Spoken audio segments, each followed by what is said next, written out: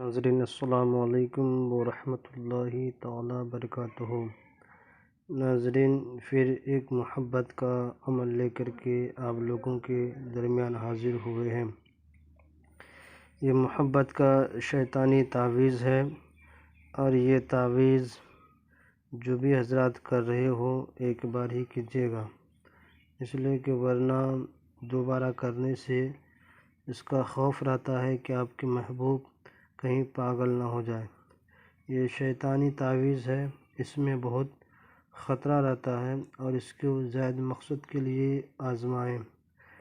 नाज़रीन, जो भी नाज़रीन इस तावीज़ को अमल में लाना चाहते हैं, इसको करते हैं, उनसे मेरी यही गुजारिश है कि इस तावीज़ को लिखें। जो खोया हुआ प्यार या कोई भी प्यार आपको नहीं वापस आता हो, या आपकी बीवी आपसे रूठ गई हो, या भाई बहन कोई भी रूठ गया हो, उससे पाना चाहते हैं तो इसको ज़रूर आज़माएं। इंशाअल्लाह आपके खोया हुआ प्यार, आपकी खोया हुआ मोहब्बत ज़रूर वापस आ जाएगी। आप चाहते हैं कि हम किसी से शादी करना चाहते हैं, वो राज़ी नहीं होता हो या उनके घर वाले राज़ी ना होता हो, तो उसके लिए ये भी तावीज़ कर सकते हैं। इंशाअल्लाह चंद दिनों ही में ये तावीज़ शैतानी असर दिखाना शुरू कर देता है। ये क्या करना है कि आपको एक सादा वाइट कागज़ ले लेना है, एक सियाह कलर का कलम ले लेना है। वक्त इसमें मुकर्रर नहीं है, कोई वक्त मुतय्यन नहीं है।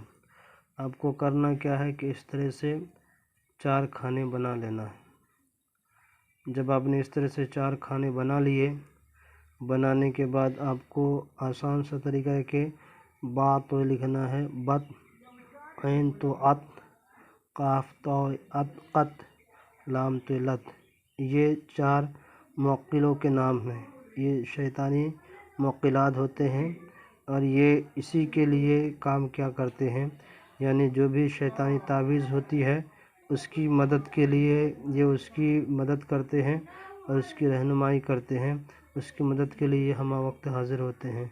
और इसको क्या करना है कि जब आप इस तावीज़ को लिख लिए, लिखने के बाद इस तावीज़ को फ़ोल्ड कर देना है। फ़ोल्ड करने के बाद इसे तावीज़ की शक्ल में बना लेना है। इस कागज़ को फाड़ के निकाल लेना है। जब तावीज़ की शक्ल में आप इसको बना दीजिएगा, बनाने के बाद आपको ध्यान रखना है कि आप इसे पहले अपने पास रखें। पास रखने के बाद कुछ देर रखना है। पास में रखने के बाद पीपल का पेड़ तलाश करना है। पीपल का पेड़ आपको तलाश करनी है।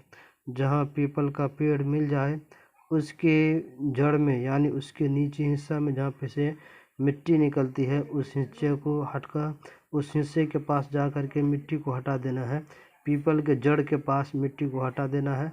मिट्टी हटाने के बाद इसको ले जाके वहीं पे दफन कर देना है। पीपल के जड़ में सटा करके गाड़ देना है। जब इसको दफन कर दिए, उसको गाड़ दिए, वहीं पे दफन कर दिए, दफन करने के बाद उसी वक्त से ये तावीज़ अपना असर दिखाना शुरू कर देगा। जब अपना असर दिखाना शुरू कर दे तो आपको, जब आप देख लिए कि मेरी महबूब मोहब्बत में हम कामयाब हो गए हैं, जो चीज़ हम हासिल करना चाहते हैं मुझे वो हासिल हो गया है, तो आपको क्या करना है कि जब आपसे और दोनों के दरमियान मोहब्बत ज़्यादा होने लग जाए तो इसको उठा करके फिर उसी दरख्त के पास जा कर के उस तावीज़ को निकाल लेना है। निकालने के बाद इस तावीज़ को बहता हुआ पानी में छोड़ देना है, ताकि पानी में जब आप तावीज़ इसको छोड़ेंगे, शैतानी तावीज़ को, तो आपकी मोहब्बत हमेशा के लिए बरकरार रह जाएगा। इसलिए आप पीपल के पेड़ से वो तावीज़ निकाल करके बहता हुआ पानी में छोड़ दीजिएगा।